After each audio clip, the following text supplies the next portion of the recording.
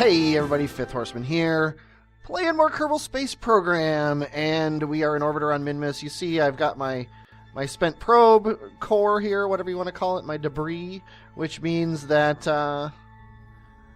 we have safely landed all of our probes on Minmus, which is awesome.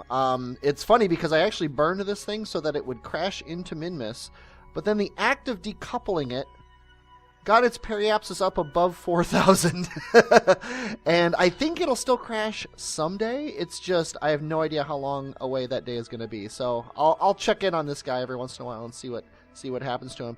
But if you turn on the grid overlay here, and Kethane updated, so the grid overlay's better. I got a guy in each one of these biomes, which is nice. Biomes, whatever you want to call them. Kethane fields. I left this one alone. This is the one I think that, let me turn off the grid so you can actually read what's going on. Kethane Minmus Base Prospect. Yeah, this one's on a hilltop, which is, it's on a hilltop which isn't the flattest area, but hey, what are you going to do? And there's one on here, I don't remember what I called it, but it was like, not very flat or something like that. That was a landing. Base Prospect, Hilltop. Maybe Hilltop is the one that's not a very good landing. I thought it was one of these two. Yeah, Poor. Let's go ahead and switch to this guy. This one's the worst of all of them, and you see it's about, I don't know, an 8 degree slope here. It's just this long, unending slope. There's no end to it, really. So I basically gave up, and you know, we might take this, but it's not a big deal. But he's fairly close. I mean, yeah, I mean, I could go way up here, but I think this is outside of the Kethane deposit. Because, look, it's like, here's the other one. Here's this one. So it's basically this whole area here, which is just one long slope. There's just nothing you can do about it. So I essentially, once I got landed here, I'm like, you know what, I'm just going to give up. So we might never use this Kethane deposit. Who knows? But today, we're not going to be doing that. We're going to go to the vehicle assembly building and look at this new thing I have built. It is called Fuel Station Base. And you see down below it's got asparagus staging. I'm using the new engines here. This is crazy looking, but it has reasons. I don't have the Separatrons, so I made my own out of 2 decouplers because I don't want the decouplers to stay with this guy because this is actually my my refueling ship. This is going to be landing on the moon and then coming back up over and over and over again. And this is a habitation module. This is where the first Munar colonists are going to live. I'm putting this down near the automatic Kethane drilling station that we have, and it's going to what's the word for it? It's going to stay there, and it's going to be where they're sitting when they're not doing anything. And I just remembered I wanted to add 2 pylons to this thing right over the windows. Actually, I can bring them down, I guess. There we go. Because we are going to be landing this guy, and I just remembered I did not like the amount of RCS fuel available to me. So I'm going to add, yes, I'm using RCS for the first time in this entire save. Let's see, I need 4. I'm going to put them right here. This is balanced on the center of mass, so I'm just putting these here so that they're also on the center of mass.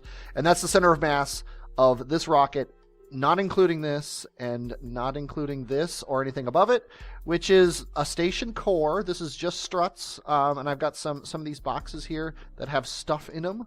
I just basically filled them with stuff that I think I might need. And then these here are here specifically just to keep this thing from wobbling too much, because obviously these things aren't very secure.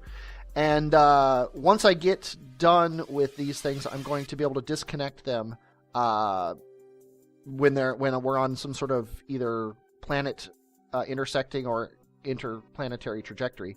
And then this here is the first module of my refueling station that's going to be around Moon. It's got a couple up here. That's going to be somebody's going to be living in that. This here is going to hold fuel that this guy brings up from the Moon, and then that's what these are for, is to connect more of these two. Once we get orange tanks, we're going to replace these with orange tanks. But that's it. I got this guy into orbit and then calculated that I had enough fuel to get it to Moon and hopefully land. It's really hard to determine how much you need because this thing assumes that I drop this thing as soon as I can, which I don't. I don't drop this thing until I've made it all the way to the lunar surface, which is essentially the end of the mission. So fuel could be interesting. We'll just say that. But without further ado, let's go ahead and save this guy because we made a couple changes to him. And launch. And it's Bill Jumbob. Did you see that, by the way? That wobble up there? Yeah, that's crazy. That's what happens when the physics loads on this thing.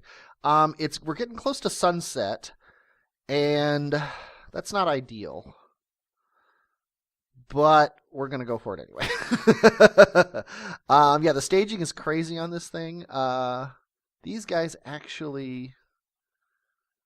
I want to do these guys earlier. I want to do them right after I've dropped this last thing. So let's go ahead and do this right here. Okay.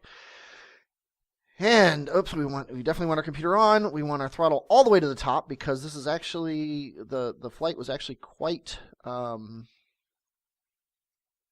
good as far as its launch capabilities are concerned. If you look at the vessel right now, his thrust to weight ratio is 5.6, and that just gets better and better as time goes on. So in 3, 2, 1, launch. Oh, yeah.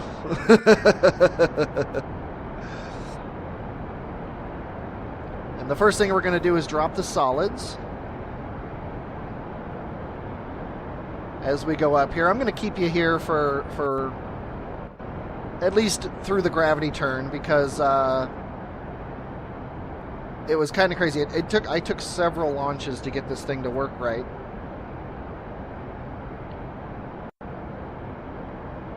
Looks like our solids are actually going to finish before this, which is weird. This did not happen in my testing. I'm not 100% sure what to do about it, but I'm just going to have to wait until the solids are done and then hit spacebar twice. That's a problem. Not a huge problem, but it did slow our ascent down a little bit. We're not actually accelerating as fast as we could.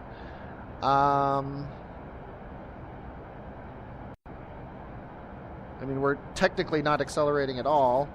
This is very odd. I don't know what I changed between my last launch and this one. But we'll keep going anyway. Onward and upward. Fuel is not a huge deal with this. I think, you know what I think I did? I think I was emptying the fuel out of these guys using TAC fuel balancer last time. So if this launch fails, we'll do that next time. Yeah, we're burning through the fuel really fast. And I think, you know what, these things might have been on the first stage, the very first stage. Yeah, we're not reaching orbit. Okay, screw this. Revert the flight to vehicle assembly. To launch. Yeah, but trust me, this thing did make orbit. I think, yeah, I can put these on the first stage because if you look, they're actually aimed between this, so they're not being blocked by anything, which is nice. So I think that might be the complete difference. Let's go ahead and do the TAC fuel balancer thing too. If I recall correctly, it is these bottom two here. Out. And out. And out. And out. Okay, that'll let these things run a little bit longer, and then we won't have that stupid losing efficiency based on that. Okay, and so let's go in 3, 2, 1, launch. And we will also get the added benefit of thrust from these guys too. Which is always good. And we're climbing here in atmospheric efficiency a bit faster than we were before, I think. So these little dinky rockets actually are helping a little bit. I mean, obviously they're helping a little bit. Otherwise, I wouldn't have put them. I wouldn't have moved them down the stage. But they shouldn't really help that much. But the big thing that's happening is our solid fuel is draining slightly faster than the liquid fuel in the first tanks. So these solid rockets will end before them, which is very good. And goodbye. And we're also still accelerating, which is nice. Those are done. And we're still going down. But yeah, it didn't last nearly as long. So this is a much better ascent profile. Okay, we're never gonna reach what do you call it? Atmospheric efficiency. So let's go back to the vessel here. And when this gets to 10, I'm going to start my gravity turn.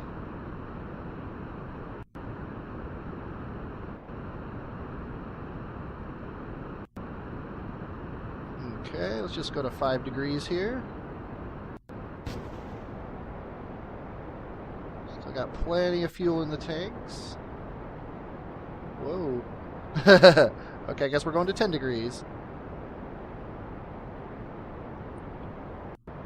Yeah, draining those fuel tanks is definitely helping. Those upper fuel tanks. Just slowly bringing it over.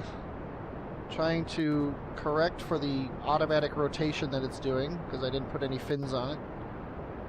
I never put fins on anything. Okay, and when we get to 20 over here, I want to be at 45. Ideally right at the same time. Okay. Bye-bye, guys. Don't hit me. Thank you. It's like the absolute worst rotation it could have had. Okay, I'm slightly behind the times. Okay, there we go.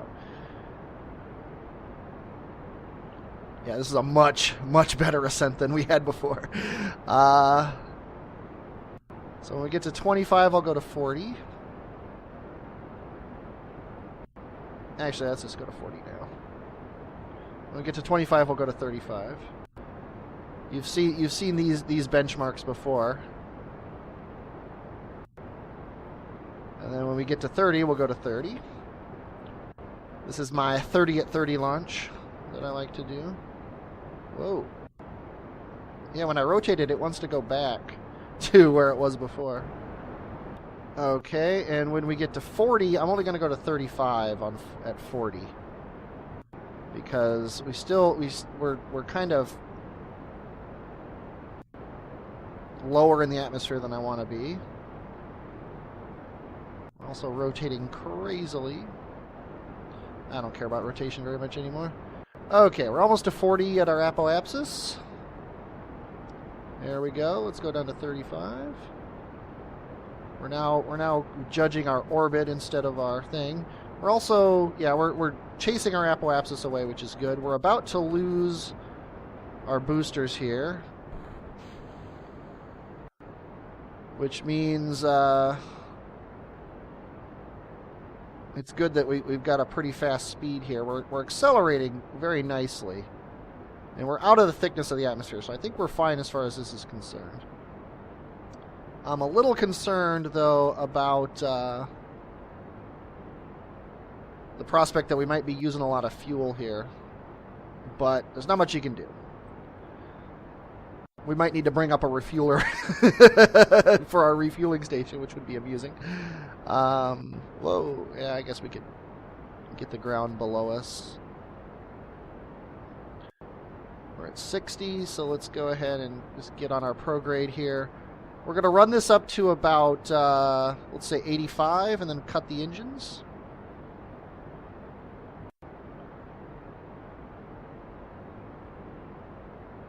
This being our apoapsis. We're going to run our apoapsis up to about 85 here. We just want to make sure that when we go ballistic, we're going to definitely get out of the atmosphere. Although there's really no chance of that. Let's stop at 83. Okay. Now, we need to undo what we did on the TAC fuel balancer, because we don't care about transferring out of those tanks anymore.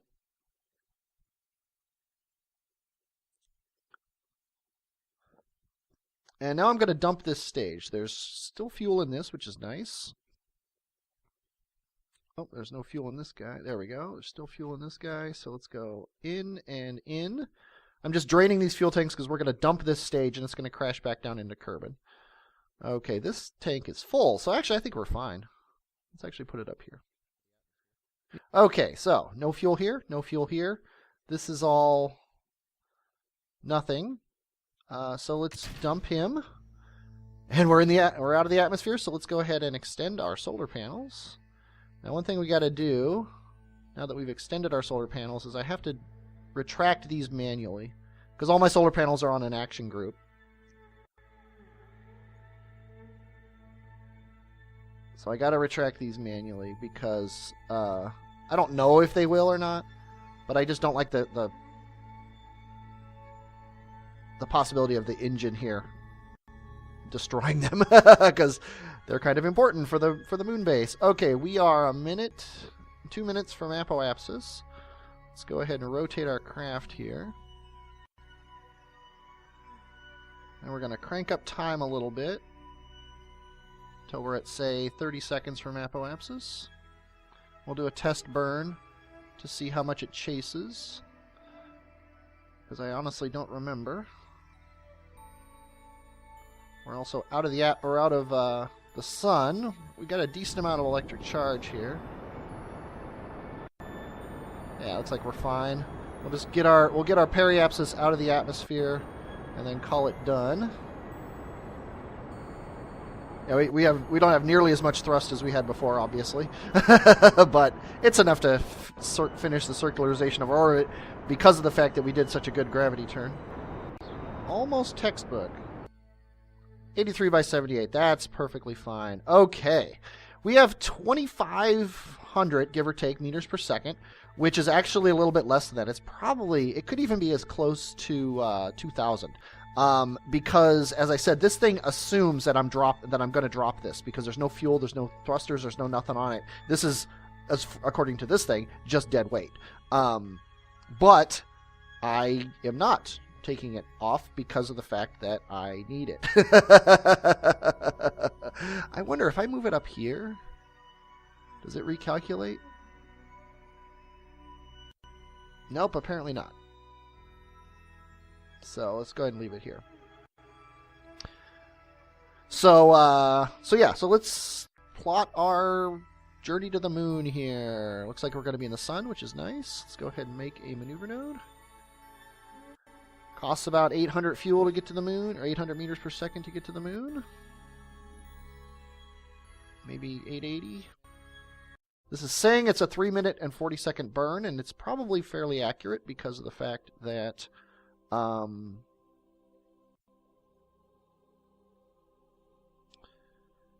because we've used the engines. So let's go ahead and right about there. So we're gonna have to start at, what's that, a minute and 20? No, a minute and 7. I don't know. I can't do seconds math in my head for some reason. Probably because I'm just woke up. Let's see. 4 minutes would be 2 minutes is half. 20 seconds would be 10. So it'd be 2 minutes. I'm sorry, 1 minute and 50 seconds. There we go. Okay. So a minute and 50 seconds before. Let's go ahead and just crank up time because we don't care what's going on here. Go ahead and go into free mode here.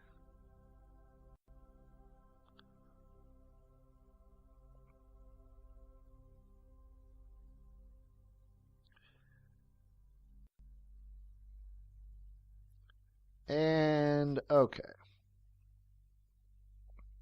Let's see. So close the alarm on pause, and we have to go until our until this thing is at a minute and 50 seconds. Actually, when it gets to a minute and 10 seconds, I'm going to stop acceleration here because I'm going to get on my prograde, because this is such a long burn, you want to do it at your prograde, not at your maneuver node. And I'm going to show you what I'm going to do here. Okay, and you can't see there it is. I screwed up. Well, let's get burning. We're a full minute behind on our burn. Crap. Crap. Okay, well, I don't need the maneuver node anymore. I am now just burning until I get a moon encounter. So I will be back when I have that. Okay, we're back. We're almost done with our circularization burn, or not circularization, sorry, our transit burn here. It's funny, the burn took so long. Whoa, okay, now we're going to go slowly here. We're also going to... Oh, I had it. There we go. Oh, I hate it when that happens. I tried to double-click on the moon to focus on it. I think I can double-click on its... Okay, let's go back to you.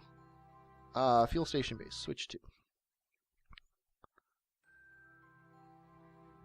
I love this user interface. 99% of the time. Okay. Okay, moon. Set as target. Can I double-click on the orbit? No, see, I can't. I have to find an empty spot on the moon to double-click on, otherwise I run the risk of... There we go. Did our Arconic mode changed? Grr. Okay. Conic mode 0. We're in conic mode 0. There we go. Okay, now if I burn prograde, we basically want to get our moon periapsis down to... Doesn't really matter that much, but we're on the sunny side of the moon-ish, so we might as well take advantage of the fact. At least I think we're on the sunny side of the moon-ish. Yeah.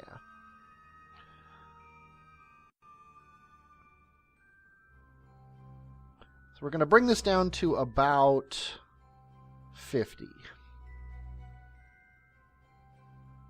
Yeah, it'll be right around sunset, it looks like.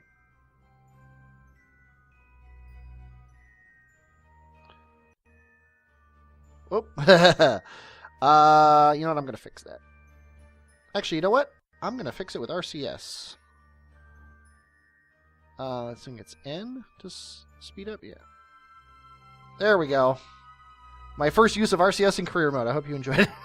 Okay, let's turn that off. Okay, back to our ship. Our intrepid explorer ship. Okay, now you'll notice that was a 900 almost burn. We were at 24 something. That was less than a 900 burn.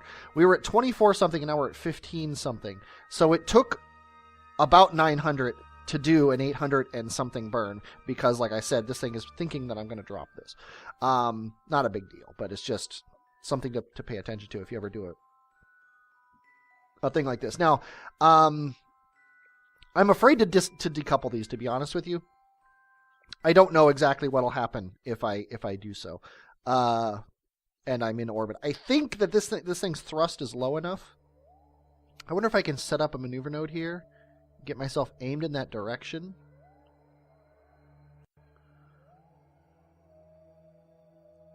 Oh. Yeah, the amount of this doesn't really matter that much. Get myself aimed in that direction, and then, because I mean, if you look here, our encounter with Moon is going to send us into interplanetary space. So if I drop these things, they're gone. I mean, once things enter interplanetary space, they're asteroids as far as I'm concerned. I don't care about them. You know, the only thing I'm concerned about is things hitting us while we're in orbit around something. Like I'm never going to leave. Well, I'm not going to say I'm never going to leave debris because obviously I have left debris in orbit, but I have plans to recover all debris from orbits. And moving forward, I'm not ever going to leave something in orbit without an obvious plan to recover it. But these things, I can toss them now. Why are you so movie?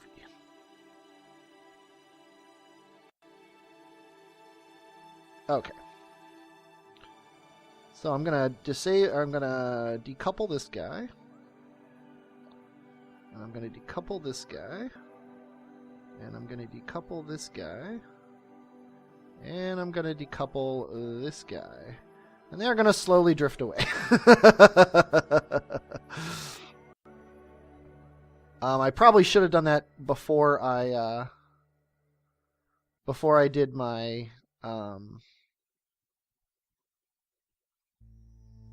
what do you call it? My correcting burn to get into exactly 50, but no big deal. They'll drift away very slowly. So now we're going to the moon. So let's hit F2. Let's watch this thing happen here. This is the new version 1.2, 5.2. I don't remember. I honestly don't remember the version numbers. I think it's 5.2 of the Clouds mod there, with the city lights and everything. This is actually, that's Kerbal. This is our Kerbal continent. So we're actually looking at this thing upside down, which is kind of cool. There we go. That's what we're used to seeing. It's nighttime at Kerbal Space Center. Everybody's going to bed to wake up in the morning. Kerbal morning's only 3 hours away. To wake up in the morning and see how Jeb, Bob, and Bill are doing.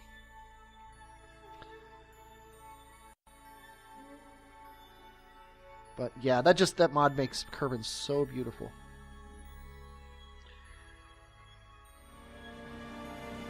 Our first Munar colony.